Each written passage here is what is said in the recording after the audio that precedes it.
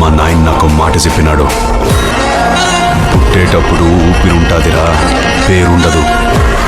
పట్నే పోయేటప్పుడు ఊపిరుండదు, పేరు మాత్రమే ఉంటుంది.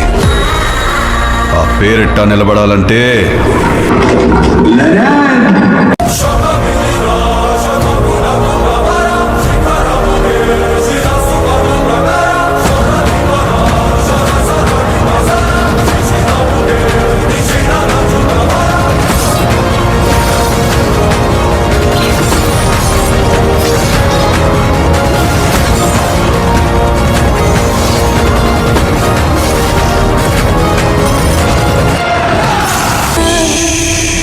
కురుక్షేత్రంలో శ్రీకృష్ణుడు అర్జునుడికి ఏం చెప్పినాడో తెలుసా?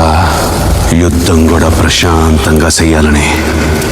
ఏంది అట్నే చేద్దామా?